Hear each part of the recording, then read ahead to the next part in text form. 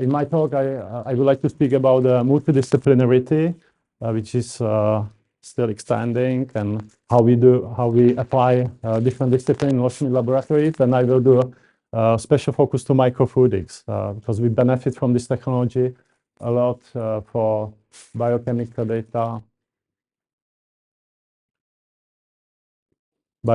data collection, also for not really working well, optimization of the enzyme, or solving the difficult problems like optimization enzyme cascades or metabolic pathways.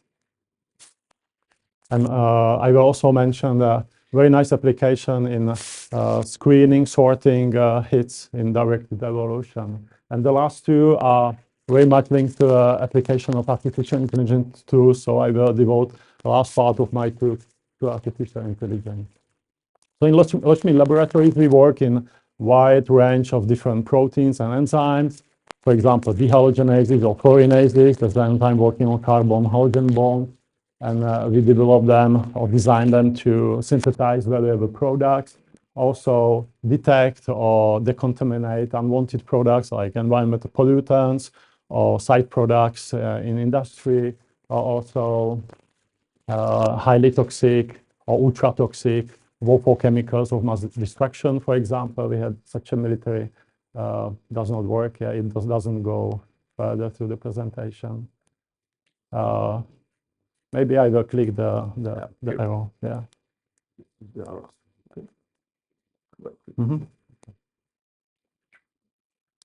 The contamination technologies. Past few years, we also work on the luciferase enzymes, which are widely applicable in imaging and diagnostic applications. And most of the time, we now focus to medical projects to development of protein enzyme therapeutics. For example, engineer fibroblast growth factors for tissue regeneration technologies, or we also have a quite large consortia in Czech Republic to develop new thrombolytics, which are enzymes which can do thrombolysis treatment of ischemic stroke. What is common for all these projects and the enzymes here that or applications is that the available enzymes are very rarely ready to be directly employed in the technologies, and we need to search for better variants or engineer the existing one. For this purpose, we develop several concepts of protein engineering and also provide them as a software tool, so web pages, easy to operate. The most popular is, for example, Caver, with over 100,000 users worldwide, including academia, also industry, including big pharma companies using that softwares. And we have several different subsets. You can check out web pages, almost 20 different tools. The examples of popular ones are, for example, hotspot wizards, which analyze the mutability of the different positions, or can lead you where to touch the enzyme or protein where it's not worth to touch. PhyProt is popular protein for protein stabilization, or SoluProt, it's a new release tool for evaluation of the solubility and can help you to improve the solubility of protein. And Enzyme Miner is also getting very popular. This is a sophisticated methodology how to search in databases for new sequences and characterize them by bioinformatics, but modeling tools as well, and make some priority lists which can be used further for experimental testing to finding a new variant. All the tools are easy, user-friendly, easy tools to apply. So just need to go to the web page and upload a sequence or PDB code in the default, and you can get some interesting leadership for the protein engineering. What is critical and very important for during the development of the tools, validation, or the applications in rational design is to have a good access to high-quality biochemical data, which can be problematic with a conventional tool, usually with the respect of how much proteins required or throughput. And here I would like to focus my talk to the microfluidics because that can help a lot in this. So the microfluidics, or sometimes called lab-on-a-chip concept, is about the miniaturization, integration of all regular laboratory steps, usually to silicon-based chips, like on the picture. This is an example of the droplet generation. It's a slow-down microscopic video. And the characteristics for microfluidics is manipulation of the liquids in very small dimensions. Small means micrometer size. For example, this example here, the nozzle, which creates the droplets, is 5 micrometer in width. This is a human hair at the same scale. It's around 50 to 70 micrometers, so it's much wider. And this technology manipulates with small volumes, from nanoliter down to femtoliter scale. So for example, the droplet generated here is around 6 to 7 picoliter, which is a volume of pollen seeds. Just to imagine. What is also important is the throughput, the frequency. We can operate such a devices. The droplet generator here can be operated from 5 to 10 kilohertz, which means 5 or 10,000 possible experiments every second. And everything is super small, so it's not difficult to convince the droplet to change the temperature quickly, so all the heat or mass transfer is instantaneous, within a few milliseconds. So we can do temperature jumps or change the reactants between the droplets quite quickly. So these trends in miniaturization integrations, they were inspired in electronic industry, which already went through several revolutionary points. For example, transistor development was one revolution. We can see here the first transistor computer, which could do several mathematical operations every minute, up to a modern chipsets, which can do several millions of operations every second and allow us to use all this technology around us in everyday life, also in our personal instruments. Similar happening in our field. All this classical material is now integrated and miniaturized to microtiter plate. This is well advanced technology. Everything is perfectly robotized. Everything is ready to use for the laboratories. But still, the liquid handling robots, even they can operate 24/7, they somehow mimic a human hair. So it's not pushing the technology too far.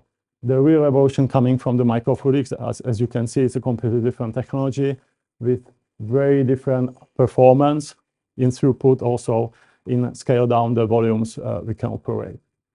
And the question is, what kind of future instruments we can expect to help in our field in the future? And I would like to show you the program of microfluidics in our laboratories and how these techniques can bring the benefit.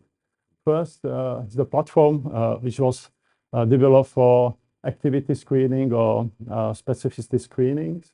The platform, the picture is over here. This is a scheme. All the biochemical reaction is happening in very small piece of capillary, which is operated by syringe pump here in negative pressure, so infusion. So we can, from the other side of the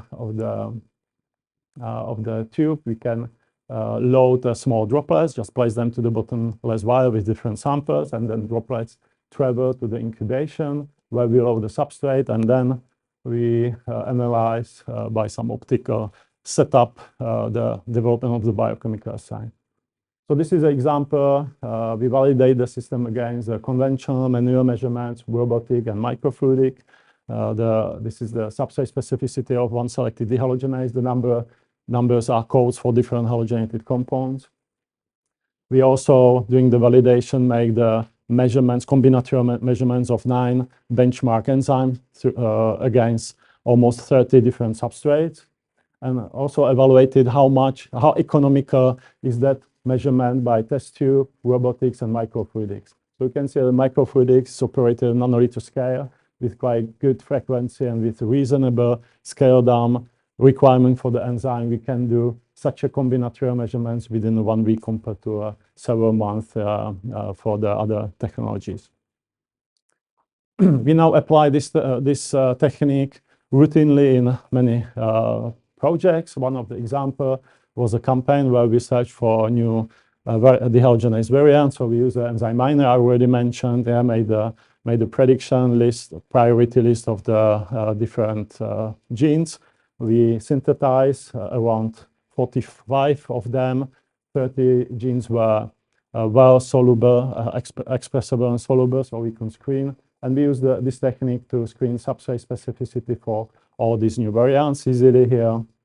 And the incubation chamber is also under the temperature control, so we can quite easily scan the temperature profiles and evaluate the temperature profiling, temperature optima for such a variant. So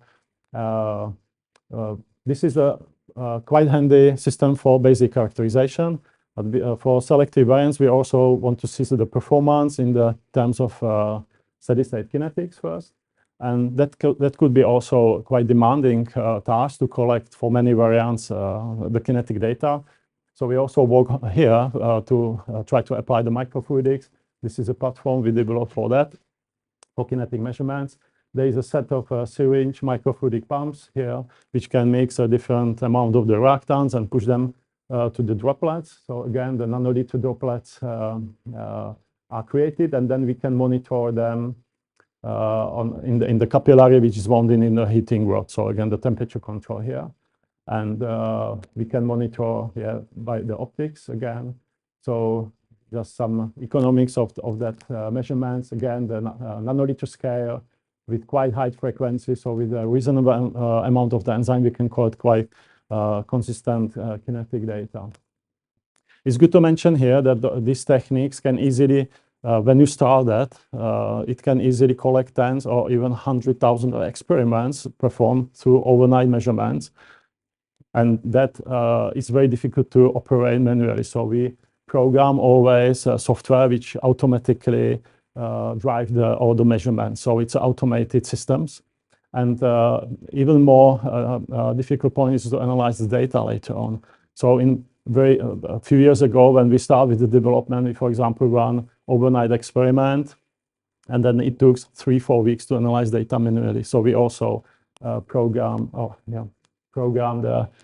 have the softwares which analyze the data automated way now. So then from all these measurements, which are more or less automated, we get the kinetic data directly. So you could see the progress curves here collected at different substrate concentration from the capillary. And this is a heating control above, so we can also do the experiments at a different temperature easier.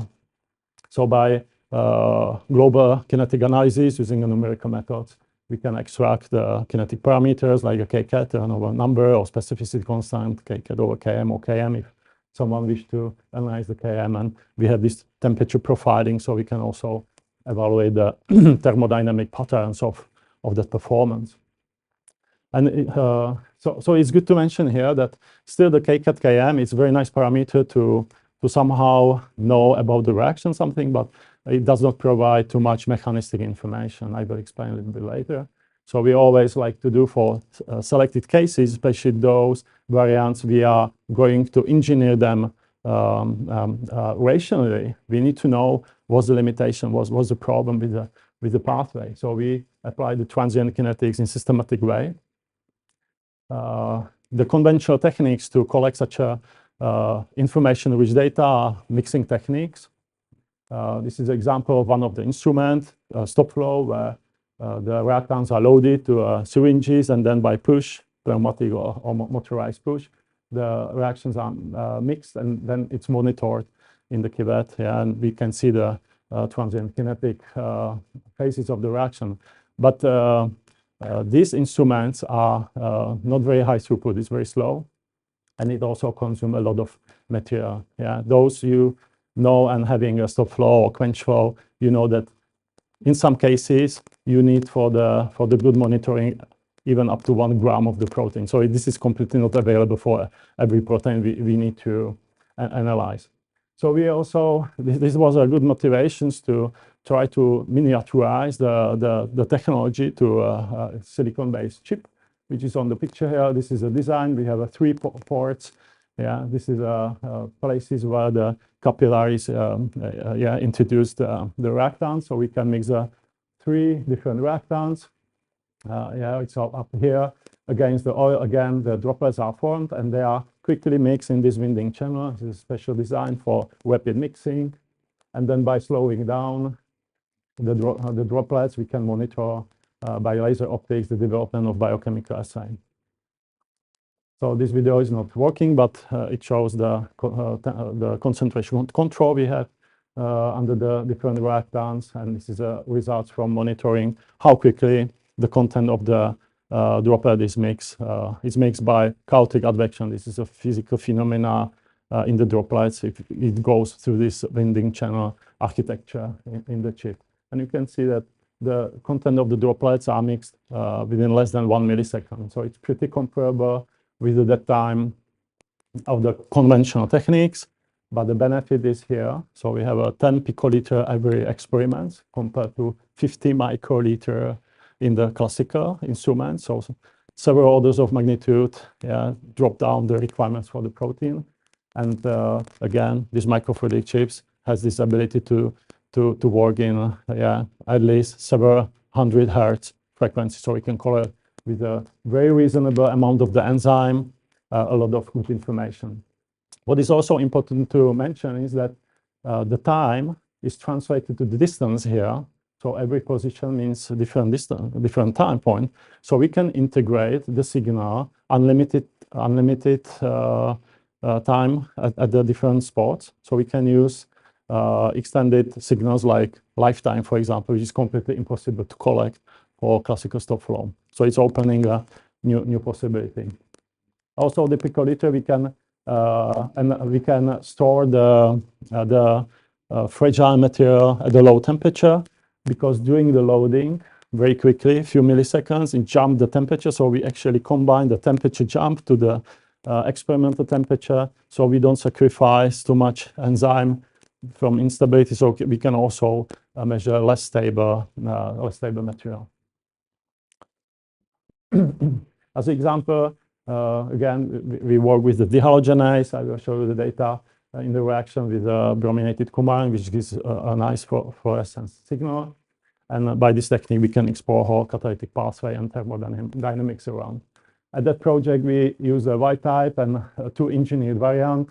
That was a tunnel engineering. So in one variant, we close the tunnel, the main tunnel. And in another variant, we try to reopen the tunnel in the different part of the protein. And we collected by this on-chip technology systematically the transient kinetic data. It was a single turnover, for example, here at a different temperature, multiple turnover, in the meaning that we shuffle the substrate and enzyme concentration different way and repeat those experiments at a different temperature, and combine it also with the steady state data in global numerical analysis.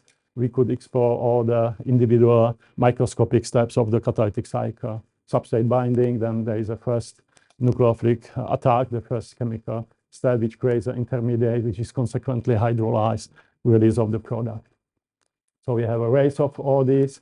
And once we have a temperature range of all this data, we can also evaluate the thermodynamic patterns.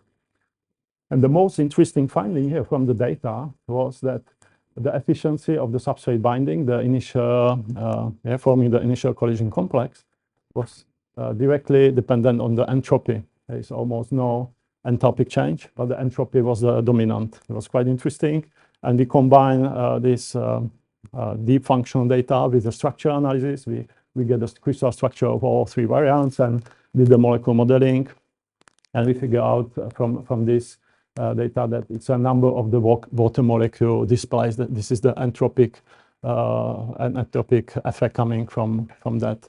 So desolvation is like general, one of the general concept of enzyme catalysis. And we could trap this in experimentally, which is quite a rare case. Yeah. And when we compare with the theoretical, it perfectly fit the number of the molecules also in theory, how much energy we can get by displacing the solvent from the active site upon a substrate binding.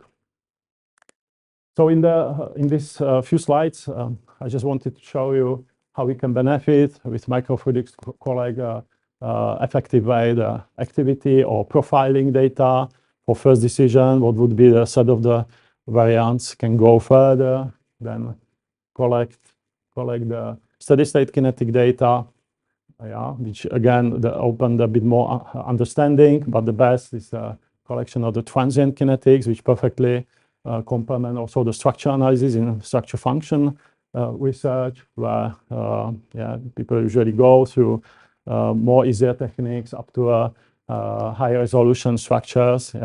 Usually when we want to engineer, understand the system to be engineered, we like to see the atomistic resolution of the structures to understand better. But unfortunately, not very often we can get the transient kinetic data to understand the same level of the functionality. Just to demonstrate that, if we derive from this scheme, this is actually quite simple enzymatic reaction, only one intermediate, no dynamics included, only 5 simple steps. So if we derive Km, Kcat, you can see that it's combination of all the individual constants. So in other words, from steady state kinetic data, it would be at least a bit problematic to derive any mechanistic information. So we need to see the transient kinetics before knowing where is the limitation, and then apply it for engineering. Because to engineer, for example, the ligand transfer, product release or substrate binding, or chemistry, it's completely different methods. And we need to know, we don't know from steady state, we need a transient kinetics. But as you could see from the conventional instrument, it's not easy to get this data. So it's not very surprising that these data are not available. So hopefully the microfluidics can help, and we will be able more often to complement full deep understanding functionality and deep understanding of the structure features which are responsible for. So this is about the biochemical characterization, and in second part, I promised to speak something about how microfluidics can be used to solve difficult problems. Some combinatorial tasks, multi-parametric systems, which can be enzyme cascades in biotransformations are getting very popular, or metabolic pathways. And this comes from our project in synthetic biology. We were working on this synthetic pathway, destroying the trichloropropane, which is an anthropogenic compound. The nature does not know it. So in nature, such a pathway does not exist. This is a synthetic, destroying this toxic and carcinogenic compound to harmless glycerol. And this pathway include 5 different steps, catalyzed by 3 different enzymes, which we get from 2 different organisms. So it's fully synthetic. We optimize the pathway, make the mathematical numerical model to make the optimal arrangement before apply that. And in optimal way, we first did some immobilization, like in vitro application. So this is an immobilized enzyme. You can see in porous polyvinyl alcohol particles, lenticates. We put them to the reactors and demonstrate that this technology, immobilized enzyme, in optimal way can be used to clean up the water from this toxic compound. So most of the problem in the drinking water. And later we also created a genetically modified organism by dual vectors, again with the optimized ratio of the expression to be able to destroy these toxic compounds and use the glycerol as a source of the carbon energy. But during this project, it takes us enormous time, a lot of reactants. We consume a lot of waste material. So that was a very good motivation to think whether we can do such optimization campaigns more elegant way. And again, we call the microfluidics because we have this technology in-house and develop this platform. This is very, very similar to the kinetic. If you remember, again, we have a set of the syringes, but now we're loading different enzymes of the pathways or different reactants, and again, create droplets. We push this reaction against the oil, creating nanoliter scale reactors, and we can monitor the development of the reaction or cascade performance in time in this capillary. Again, the automated way. So here, the difference is that we also program the smart optimization algorithms. First, the system make the random spread of the measurements to this multidimensional system. I'm just showing 3D because this is easy to show, but in principle, it can be used for many dimensions. We also now use a 5 dimensions starting a 7 parameter optimization, but in 3 is easy to demonstrate. So first, random. Then we apply some smart algorithms to make the most economic way how to measure all these points, because jumping through the conditions too harshly, it might not work. Then this design is sent to the instrument, data measured and analyzed. And here, we have this strong connection with artificial intelligence, where the AI tools are used to analyze the data and predict where it's worth to measure another data points to find quickly the optima. So it makes the prediction automated way. Again, smart design sent to the instrument, and this is a closed feedback loop operation of whole system. It's an AI-driven optimization of the multiparametric problems. This is an example of the data we now use for development. So it's 3 enzymes at a different pH, different temperature.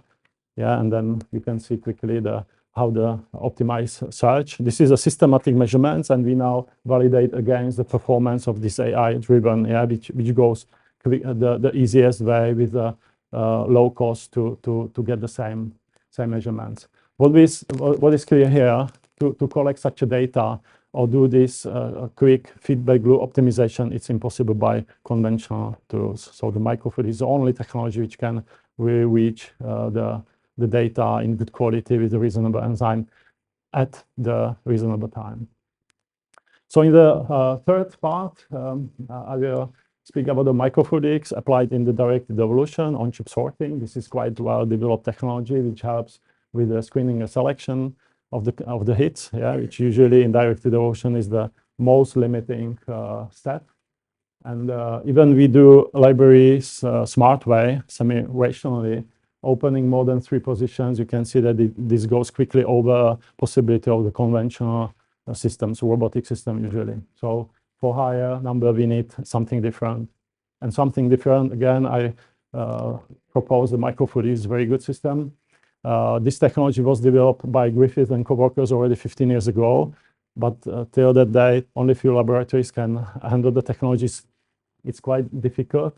It consists of 2 steps. First is single cell encapsulation. So the cell, the cells transform cell with the library are pushed against the oil.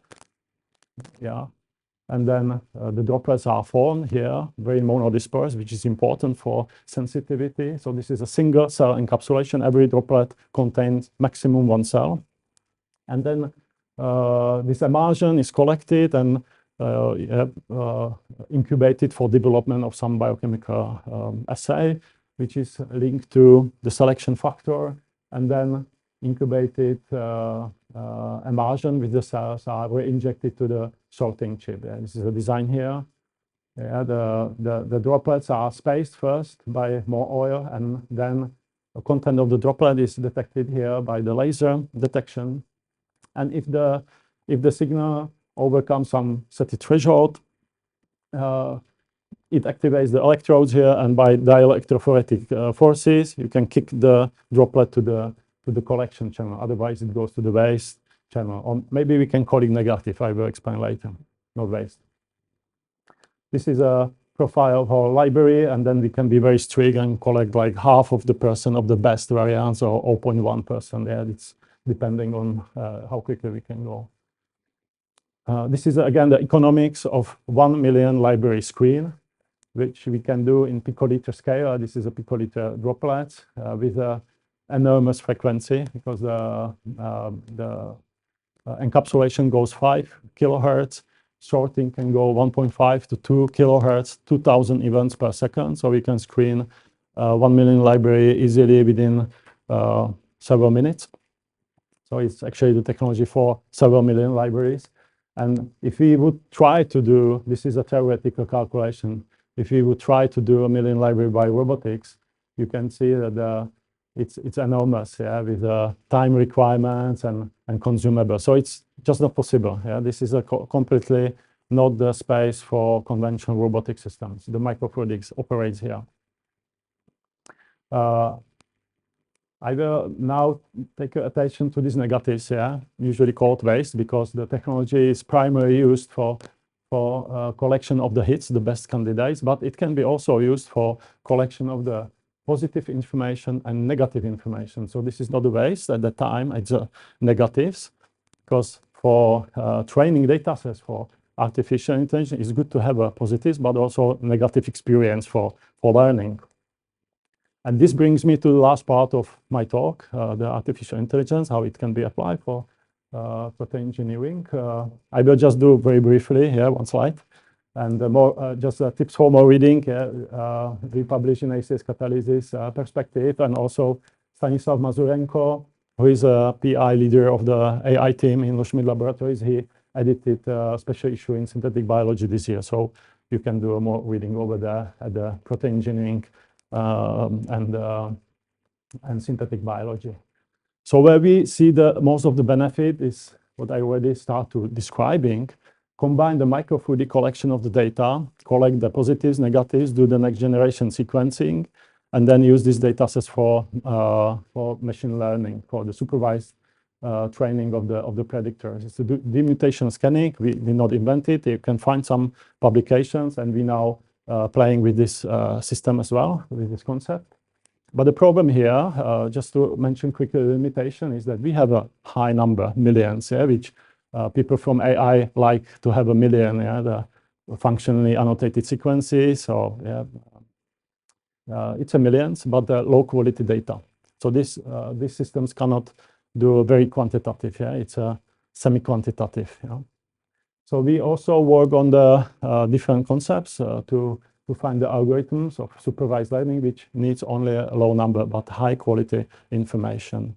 And this we can collect by this biochemical microfluidics. Again, the microfluidics can help here because the major limitation of AI, application of AI tools in our field is lack of the data.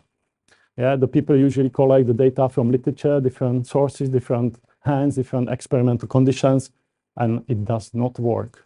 The only way is to have a data systematically collected at the same conditions, all the perfect comparison, and then we have a good chance to have some proper predictors from that. And the AI also goes to in silico. This is quite common now, that the molecular dynamics data, we use AI to analyze, because the data sets are larger and larger. It's far from trivial now to interpret and process the data. So the unsupervised learning methods can help here. Most of you, I guess, also using AlphaFold to predict the structure. Now the AlphaFold 3 is very strong for the interaction. It's very good. And there is also quite interesting. This is a sequence to structure, but there is also nice tools, structure to sequence prediction, which is very promising for protein engineering, like RF diffusion. Very nice algorithms here. And there is another game changer coming here in our field, and it's a quantum computing. So we are also active here. So we are part of the consortia, European consortia, where few instruments of this would be installed. One of the quantum computers is going to be installed in Czech Republic, in Ostrava. So we will have access to the hardware soon. So tender is now running. So at the end of this year, we will have the hardware ready.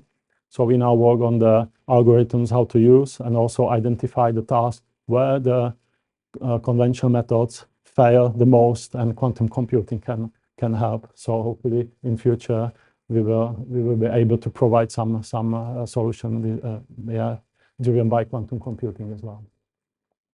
So this enlarging multidisciplinarity from the conventional way. So we do very traditional combination of structure, information, functional information, and molecular modeling, computation tools together to figure out what's the problematic points in the engineering, but coming these new technologies, microfluidics, artificial intelligence, even extending this and opening completely new doors, as you could see from the previous slides. In summary, taking about the microfluidics benefits, I was successful to explain the benefits we can get from the technology. Even the technique is far from easy. The development is very difficult. We are working on that 10 years already to be able to use some of the instruments regular way. But if the techniques start to work repeatedly, reproducibly, it offers incomparable efficiency of the functional data collections, which can be effectively connect with structural information, molecular dynamics to explore the mechanism very, very deeply, which is necessary for relational engineering. And also, as I already mentioned, these techniques, the other benefits in collection of the consistent data sets, larger consistent data sets, which is the best training data for artificial intelligence. And by this combination, microfluidics AI, we believe that the next generation AI-based predictors will be soon delivered, and they will be more precise than the conventional techniques. So at the end of my talk, I would like to thank to all my co-workers from Loschmidt Laboratories. This is not all the people. We are 55 currently. It's a quite big laboratories. We are divided to 4 different groups. So I would like to namely thank to Jiří Damborský, who is the head of Loschmidt Laboratories. I would like to thank to David Bednář, who is PI in Loschmidt Laboratories, leading the computational team. Martin Marek, that's the guy who does the molecular biology and structural analysis here. Stanislav Masaryk here on the picture, I already mentioned a few times, he's leading the AI team. This is myself, I'm responsible for the kinetic, biophysics, and microfluidic system development. Well, I would like to also mention 2 other names, Dr. David Kovář and Dr. Michal Vašina, who is the microfluidic guys in my team, and they did most of the work I could present to you today. And very, very special thanks to Andrew DeMello and Stavrakis from ETH. They are the engineers, microfluidic experts, and they help us in very, very tight, more than 10 years long collaboration to develop this nice technology and implement regularly in protein engineering practice. I would like to also thank to Uwe Bornschwer, Mark Der, and Florian Hofelder. We collaborated a lot on developing new concepts in protein engineering. Also to Eric Sedlak, we collaborated at the level of display techniques in directed evolution. Pablo Nika, we have several nice European projects to apply protein engineering to industrially relevant targets. And Josef Sivic, who is a leader of the AI team in Institute in Prague, Czech Institute of Informatics, Robotics, and Cybernetics. And this is a source of the advanced AI tools we apply in protein engineering through the collaboration. And we are very happy about the financing of our activities. And I would like to thank you very, very much for your kind attention.